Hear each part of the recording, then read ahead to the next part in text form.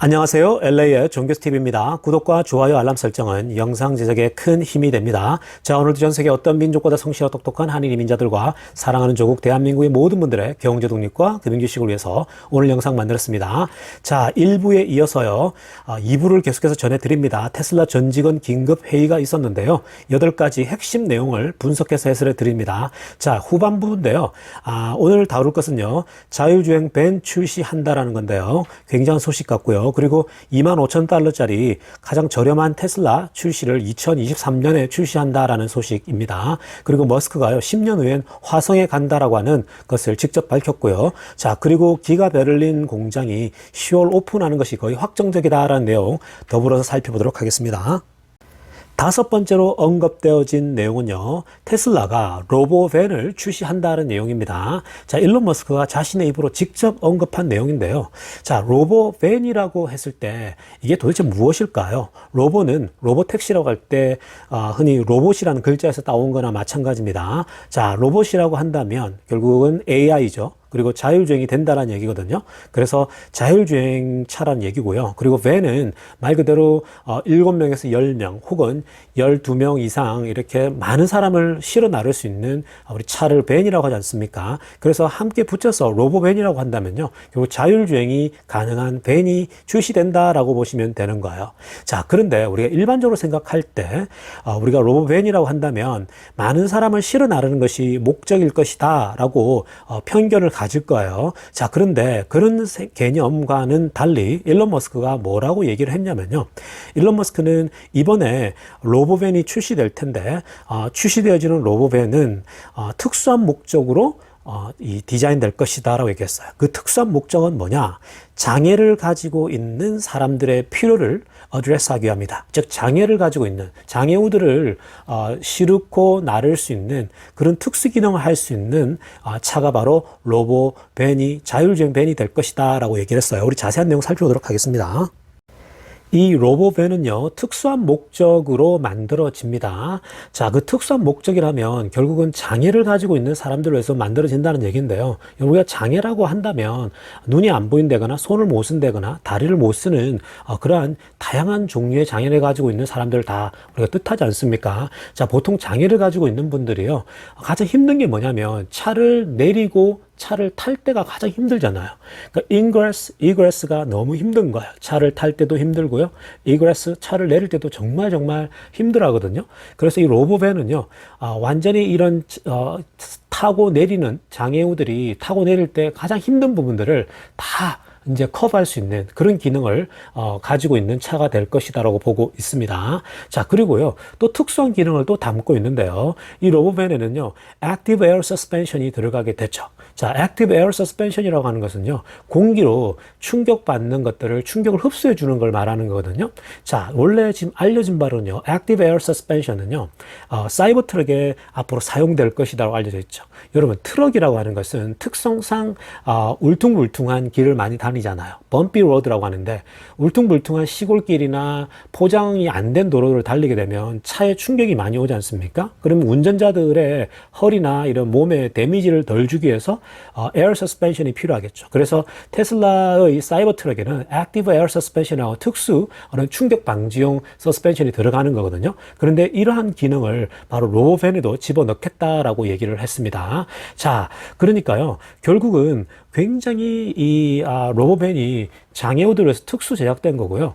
더불어서 추가되는 게 휠체어 있죠. 보통 많은 사람들이 휠체어를 타고 있잖아요. 휠체어가 내리고 탈 수 있는데 최적화된 것이 바로 로보밴이 될 것이다 라고 지금 보고 있죠. 여러분, 사족입니다만 사실 이 로보밴이요, 장애우 특수 목적을 위해서 만들어졌기 때문에 뭐 상업적으로 생각하는 사람들에게 있어서는 이거 상업적으로 의미가 없겠구나 생각할 수 있겠지만요. 그러나 상업적으로도 전혀 손색이 없다고 저는 봅니다. 물론 우리가 장애우들을 위한 차인데 꼭 상업적으로 생각할 필요가 있냐, 이런 생각도 충분히 동의가 되고요. 자, 그럼에도 불구하고요, 미국이나 특히 캐나다, 북미 지역, 그리고 유럽 지역에서는요, 장애우들에 대한 이런 그 베너핏이 정말 좋거든요. 그래서 굉장히 많은 장애우들이요, 정부로부터 굉장한 혜택을 받고 살아가요. 정말 사람 대접받고 인간 대접을 받으면서 살아가고 있는 나라가 미국, 북미, 그리고 유럽이라고 저는 보거든요. 그렇기 때문에 장애우들이, 여러분 한국에 있는 장애우들처럼 정말 어렵게 산다거나 이런 사람들보다는요, 정부에서 충분한 지원이 나오기 때문에 굉장히 나쁘지 않은 환경에서 사는 분들이 굉장히 많다라고 보면 돼요. 자, 그렇기 때문에 이런 장애우들을 위한 밴이 나온다면요, 굉장히 인기를 끌 거라고 저는 생각이 듭니다. 자, 그런데요, 이 로보밴에 대해서는요, 충분히 또 일반 목적으로도 사용되어 줄 수 있다라고 보시면 됩니다. 자, 기본적으로 특수 목적으로 로보밴을 만들겠지만요, 충분히 특수 목적으로 만들 수 있다면 일반용으로도 사용할 수 있겠죠. 그래서 이 자율주행이 가능한 밴이 기본적으로 밴의 특성상 많은 사람을 실어 나를 수 있는 그런 차로 등장한다면요, 앞으로 보링 컴퍼니에 굉장히 큰 그런 도움이 될 것이다 라는 또 관점이 있습니다. 여러분, 보링 컴퍼니가 뭡니까? 현재 일론 머스크가 운영하고 있는 보링 컴퍼니인데요, 이 보링 컴퍼니는 땅을 뚫어 가지고 차를 이동시키는 거 아닙니까? 사실 교통체증이 많은 곳에서는요, 땅을 뚫어서 그 밑으로 지하로 이렇게 땅을 움직여 나간다면요, 사실은 굉장히 좋거든요. 특히나 이제 앞으로 물류를 생각한다면요, 물류를 이동시킨다고 할 때는 사실 이 보링 컴퍼니가 아주 큰 역할을 할 수 있다고 저는 보고요. 그리고 물건을 실어 나른다고 할 때는 결국은 로보밴이 굉장히 필요하다고 보면 됩니다. 현재 로보밴이 그 라스베가스에서 실험적으로 지금 하고 있잖아요. 자, 그때는 지금 현재는 베가스에서는 사람을 실어 날라요. 여러분, 라스베가스는요, 1년에 관광객만 하더라도요, 정말 세계 3대 관광객이 많이 이렇게 찾아오는 지역일 정도로 정말 평일날 사람이 무시무시하게 많아요. 그 작은 도시에, 화려한 도시에 사람이 너무 막 수천만 명이 그냥 매년 찾아오기 때문에 여러분들이 상상하는 것 그 이상으로 매일매일 붐비는 곳이 라스베가스거든요. 그러니까 항상 교통체증이 있고, 그리고 기본적 거리도 좀 있기 때문에 사실은 이동할 때에 이런 그 지하를 땅속을 통해서 쉽게 시원하게 이동한다면 굉장히 좋은 아이디어거든요.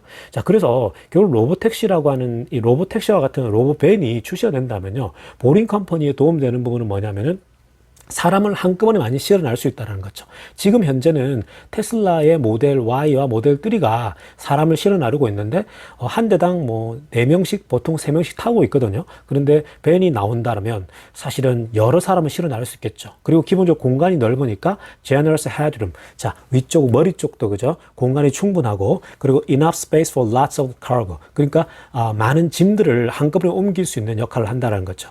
자, 그러니까요, 이 기본적으로 짐을 많이 실어 나를 수 있다는 측면에서는요, 미래의 물류를 지하로 옮겨낸다고 할 때에 굉장히 앞으로 보링 컴퍼니가 장기적으로는 큰 미래가 있다고 보면 됩니다. 그러니까 모든 트럭이나 짐들이요, 다 이제 지하로 움직여지는 거죠. 그래서 저는 보링 컴퍼니를 지금 당장의 수익보다는 굉장히 미래 산업이라고 저는 보고 있습니다. 물류를 전부 땅으로 집어넣는 그런 아이디어가 가능하다는 거죠. 그리고요, 사실 이 로보밴이라는 아이디어가 지금 듣는 사람들은 굉장히 서프라이즈 하겠지만요, 사실은 일론 머스크가 과거에도 계속 언급해 왔습니다. 제가 작년에도 이거 몇 번 언급해 드렸거든요, 제 영상을 통해서요. 그래서 밴을 만드는 것은 기정사실화되어 있는 거고요. 앞으로 대량 생산이 결국은 관건이 되는 건데요, 분명히 때가 되면 이건 나오게 되어져 있어요. 그래서 많은 부분에서 이 로보밴이 역할을 할 거라고 저는 생각이 합니다. 다음으로 일론 머스크가 언급한 내용은요, 일론 머스크가 대략 10년 내에는 화성에 갈지도 모른다라는 발언이었습니다. 자, 이 발언이 나오면서요, 굉장히 전 개인적으로 깜짝 놀랐거든요. 자, 물론 저뿐만 아니라 많은 테슬라 공동체들이 굉장히 많이 놀랐습니다. 자, 왜 놀라냐면요, 사실은 이게 그게 만만한 작업은 아니에요. 왜냐하면 화성이라고 하는 것이 기본적으로 거리가 멀잖아요. 일론 머스크가 만약에 뭐 5년 뒤에 7년 뒤에 간다고 했을 때 오고 가고 할 때 준비할 때 너무 많은 시간이 걸리잖아요. 자, 그리고 또 이게 아직은 검증된 부분도 없기 때문에 위험할 수 있는 부분이거든요. 그래서 일론 머스크 혹시나 그죠, 유고를 당한다거나 위험한 일에 빠지게 되면 갔는데 못 돌아온다고 생각해 보세요. 그러니까 여러분, 이러면 안 되겠지만 굉장히 사실은 염려스러운 게 사실이에요. 그래서 사실 저는 이제 이 얘기를 보면서 이렇게 위로를 합니다. 사실 일론 타임이라는 게 있잖아요. 일론 머스크가 타임이 일런 타임이 보통 2주라고 하면은 그게 1년이 걸리기도 했잖아요. 그죠? 여러 가지 기술적인 또 보완을 하기 위해서 2주 뒤에 한다 그래도 또 1년 뒤에가 나올 수도 있는 거고. 그리고 10년 뒤에라고 했으면 그게 또 20년 뒤에가 될 수도 있습니다. 10년은 좀 빠르고요. 20년 정도 뒤가 된다면, 그때는 일론 머스크가 충분히 화성에 가도 괜찮지 않을까 싶어요. 그러나 10년 내에 간다라고 하는 것은 조금 위험성이 있기 때문에 아직까지는 위험적인 행동은 안 하는 게 좋다고 저는 생각이 들고요. 우리 투자자들을 위해서도 좀 조심스럽게 갈 필요가 있죠. 최근에 그 아마존의 수장이 제프 베이조스가 다녀오니까 그게 좀 챌린지를 받은 것 같아요. 그러나 그런 수준과는 다르기 때문에 화성이라고 하는 것은 일론 머스크가 조금 자제하지 않을까. 일론 머스크의 타임이 있다고 저는 생각합니다. 10년 내에 갈 거라 생각하진 않아요. 다음으로 언급한 내용은요. 자, 테슬라가 25,000달러짜리 이렇게 저렴한 차를 곧 출시한다라는 내용을 공개를 했습니다. 우리 자세한 내용 살펴보겠습니다.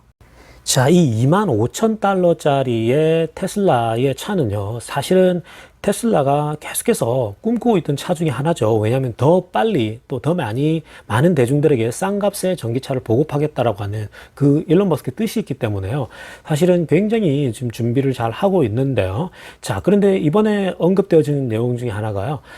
보통 사람들이 뭐라고 했냐면 25,000달러짜리의 자동차 이름은 모델 2가 될 것이다. 모델 2로 이름을 붙일 것이라고 생각을 하고 있었거든요. 자, 그런데 일론 머스크가 모델 2로 이름 붙이지는 않을 거다라고 얘기를 했죠. 자, 그 말은 일론 머스크 머리 안에 지금 다른 이름이 있다라는 거예요. 지금 상상하고 있는 그림이.